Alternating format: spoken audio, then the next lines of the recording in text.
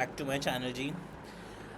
हम कर रहे थे एनसीईआरटी का ऑर्गेनाइजिंग चैप्टर। ठीक है, हमने एक ऑर्गेनाइजिंग की प्रोसेस करी थी अभी। एक बार हेडिंग्स कर लेते हैं। Identification and division of work, departmentalisation, assignment of duties, establishing reporting relationship. Identification and division of work, departmentalisation, assignment of duties, establishing reporting relationship. फिर इंपॉर्टेंस ऑफ ऑर्गेनाइजिंग आ गई थी हमारी, जो थी benefits of specialisation, clarity in working relationship, optimum utilisation of resources, adaptation to change, effective administration, development of personnel, expansion and growth. फिर से एक बार हमने करी थी ऑर्गेनाइजिंग की process, identification and division of work, departmentalisation, assignment of duties, establishing reporting relationship. ठीक है, क्या हो गया, हाँ जी, आइडेंटिफिकेशन। एक बार फिर से ना ऑर्गेनाइजिंग का मीनिंग बस एक बार रिवीजन है। अभी मैंने अपनी पिछली क्लास में मीनिंग कराया था, प्रोसेस कराई थी, इंपॉर्टेंस कराई थी। Organizing is the process of identifying and grouping the work to be performed, defining and delegating responsibility and authority, and establishing relationships for the purpose of enabling people to work most effectively together in accomplishing objectives. फिर से organizing is the process of identifying and grouping the work to be performed, defining and delegating responsibility and authority, and establishing relationships for the purpose of enabling people to work most effectively together in accomplishing objectives. Organising की process थी identification and division of work, departmentalisation, assignment of duties, establishing reporting relationship. Importance of organising थी benefits of specialisation, clarity in working relationship, optimum utilisation of resources, adaptation to change, effective administration, development of personal, expansion and growth. फिर से benefits of specialisation, clarity in working relationship, optimum utilisation of resources, adaptation to change, effective administration, development of personal, expansion and growth. फिर उसके बाद अब हमारा आता है, हमने ऑर्गेनाइजिंग की प्रोसेस कर ली, identification and division of work, departmentalisation, assignment of duties, establishing reporting relationship. फिर हम आते हैं इंपॉर्टेंस ऑफ ऑर्गेनाइजिंग पे, benefits of specialisation, clarity in working relationship, establishing authority and responsibility, optimum utilisation of resources, development of personal, effective administration. ठीक है, अब आता है मेन काम, ऑर्गेनाइजेशन स्ट्रक्चर। ऑर्गेनाइजेशन स्ट्रक्चर क्या होता है? Organization structure is the outcome of an organizing process. An effective structure will result in increased profitability of the enterprise. The need for an organization structure is felt by an enterprise whenever it grows in the size of or complexity. Organization structure होता है, organization structure is the outcome of the organizing process. An effective structure will result in increased profitability of the enterprise. The need for an adequate organization structure is felt by an enterprise whenever it grows in size or complexity. ठीक है, organization structure is the outcome of an organizing process. An effective structure will result in increased profitability of the enterprise. The need for an adequate organization structure is felt by an enterprise whenever it grows in size or complexity. ठीक है, a proper organization structure is essential to ensure a smooth flow of communication and better control over the operations of a business enterprise. Organization structure is the outcome of the organizing process. An effective structure will result in increased profitability of the enterprise. The need for adequate organization structure is felt by an enterprise whenever it grows by in size or complexity. Organizational structure दो type के होते हैं, एक होता है functional structure, एक होता है डिविजनल स्ट्रक्चर। एक सिंपल सी थिन लाइन ऑफ डिफरेंस बताता हूँ, ठीक है, बहुत आराम से सोचिएगा। फंक्शनल स्ट्रक्चर ना, जैसे एक ऑर्गेनाइजेशन है वो एक ही प्रोडक्ट बनाती है, एप्पल मान के चलो, एप्पल है सिर्फ टेक्नोलॉजिकल प्रोडक्ट बनाते हैं। लार्ज ऑर्गेनाइजेशन है, कौन सा स्ट्रक्चर फॉलो करेगी? Functional structure. अब एप्पल ने सोचा यार हम अभी तक तो सिर्फ टेक्नोलॉजिकल आईफोन्स, आईपैड्स ये सब बना रहे हैं, अब हम अपने आप को शिफ्ट कर देते हैं कार बनाने में भी। तो अब एप्पल कौन सा स्ट्रक्चर फॉलो करेगी? Divisional structure.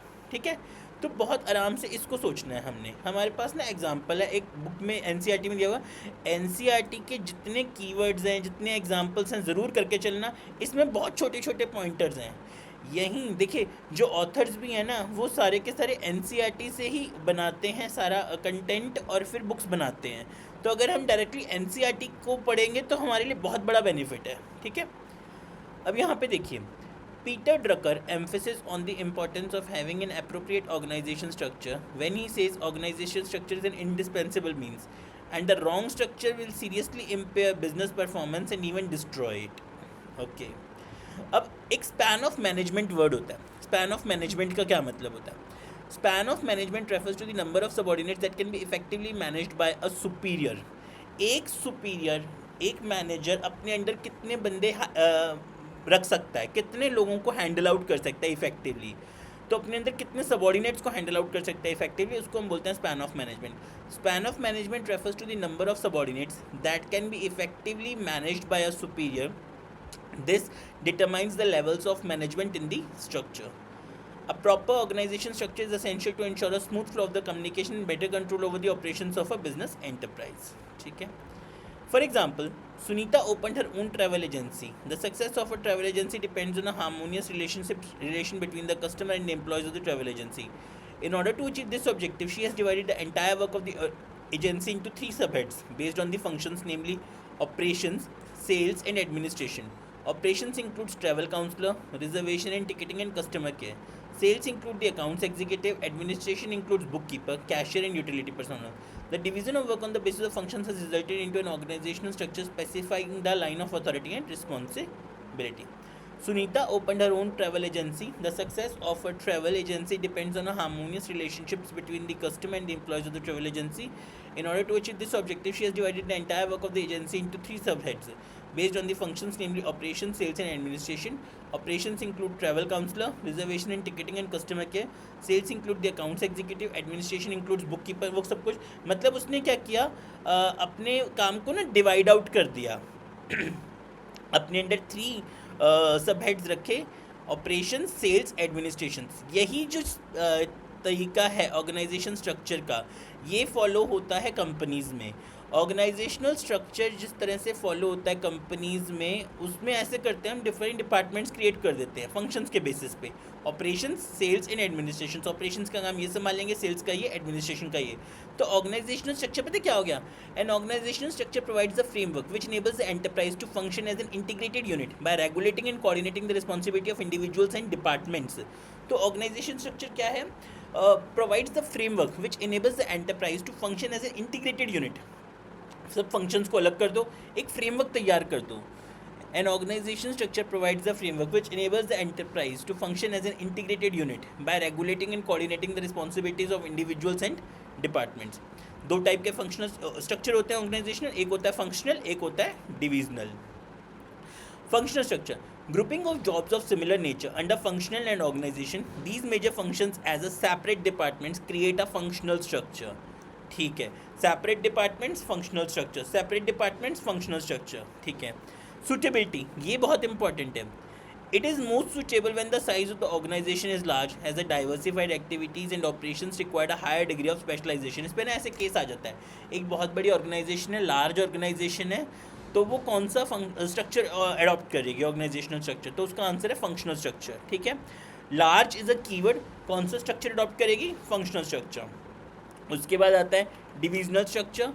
Many large organizations have diversified activities, have reorganized themselves from the simpler and basic functional structure towards a divisional structure, which is more suited to their activities. This is particularly true of those enterprises which have more than one category of products to offer. ये देखो, ये keyword आ गया आपके पास. ऐसी कोई भी organisation जो एक से ज़्यादा प्रोडक्ट्स में डील करती है, वो फॉलो करेगी divisional structure. In a divisional structure, the organization structure comprises of separate business units or division.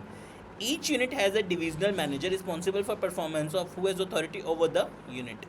In other words, within each division, the functional structure tends to be adopted. Her division के अंदर एक functional structure होगा.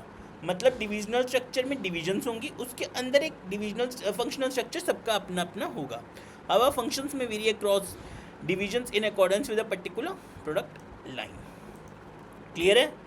अब बच्चों, आप लोगों का एक छोटा सा होमवर्क है. पहले जहाँ तक अभी हमने पढ़ा है वहाँ तक रिवाइज़ करना, जिसमें हमारे ऑर्गेनाइजिंग आएगा, steps in the process of organizing आएंगी, इंपॉर्टेंस ऑफ ऑर्गेनाइजिंग आएंगी, फंक्शनल स्ट्रक्चर, डिविजनल स्ट्रक्चर आएगा. फिर आज इवनिंग की क्लास में हम इसके बाद एक छोटा सा, divisional structure is suitable for those business enterprise where a large variety of products are manufactured using different productive resources. ठीक है.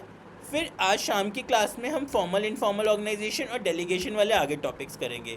मैं बार बार बोल रहा हूँ, I am taking the tuition classes. जैसे ट्यूशन क्लासेस होती हैं, मैं वैसे पढ़ा रहा हूँ, तो आप लोग प्लीज़ मेरे साथ बने रहो. तो आपको ऐसे होगा कि हमारी इस टाइम सर की ट्यूशन है, इस टाइम सर की ट्यूशन है. बस इस तरह से आपने मुझे सपोर्ट करते चलना है. Thank you very much. बढ़िया लगे तो लाइक कर दो, बुरा लगे तो कमेंट में गालियाँ दे दो, जो अच्छा लगे, कोई बात नहीं.